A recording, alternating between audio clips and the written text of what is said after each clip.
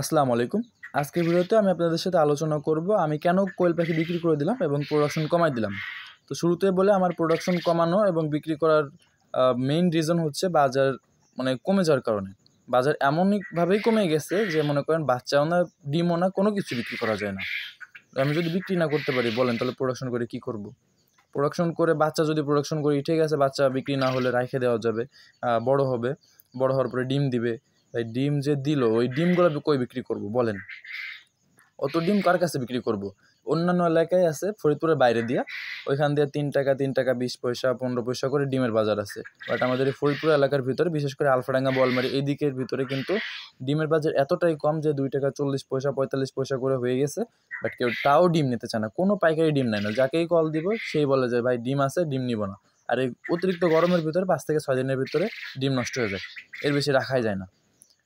বলেন তাহলে এখন কি করা উচিত? এই কারণেই কিন্তু আমি বিক্রি করে দিছি। বাট ভাবছিলাম যে হয়তো বা কিছুদিন ডাউন হয়েছে, ঠিক আছে 1-1.5 মাস হয়েছে, রোজার কারণে ডাউন গেছিলো, তারপরে হয়তো বা আবার ঈদের পরে আস্তে আস্তে ব্যাক করবে।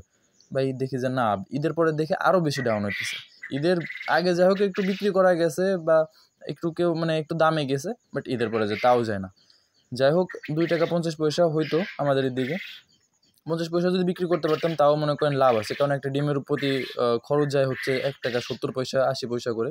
তো 1 টাকা 70-80 পয়সা করে যদি খরচ যায়, 2 টাকা 50 পয়সা করে যদি বিক্রি করতে পারি, তাও 50-60 পয়সা করে লাভ থাকে প্রতি পাখিতে। তো একটা পাখিতে যদি মনে করেন 50-60 পয়সা করে লাভ থাকে প্রতিদিন, তাহলে মাসে কিন্তু একটা পাখি থেকে 15-20 টাকা করে লাভ থাকে। আর 100 পাখি পুষলে কিন্তু 2000 টাকা। এই জন্যই কিন্তু কোয়েল পাখির সেক্টরটা সবচেয়ে ভালো, যে অল্প টাকা ইনভেস্ট করে বেশি টাকা প্রফিট করা যায়। এই জন্যই কিন্তু কোয়েল পাখির সেক্টরে যাদের অল্প পুঁজি আছে আর কি, তারা আসতে পারে, তাদের সুবিধা হয় আর কি। বাট আমি আপনাদের একটা সাজেশন দেবো, সেটা হচ্ছে আপনারা যদি কোয়েল পাখির বিজনেস করতে চান আর কি, বা যেইটাই করতে চান, আগে আপনার আশেপাশের বাজারে খোঁজ নেবেন যে আপনার বাজারে কোনটা চলতেছে বেশি, কোনটা চলে না, বা কোনটার চাহিদা আছে। আপনারা চাহিদা অনুযায়ী প্রোডাকশন করবেন, চাহিদা থেকে বেশি করবেন না। যদি আপনি বেশি করে ফেলেন তাহলে কিন্তু আপনার পুরাটাই লস যাবে, আপনার পুরো বিজনেস ধরে লস যাবে। এই জন্য আপনারা আশেপাশে খোঁজ নেন, তারপরে কিন্তু আপনার বিজনেস করা ট্রাই করবেন।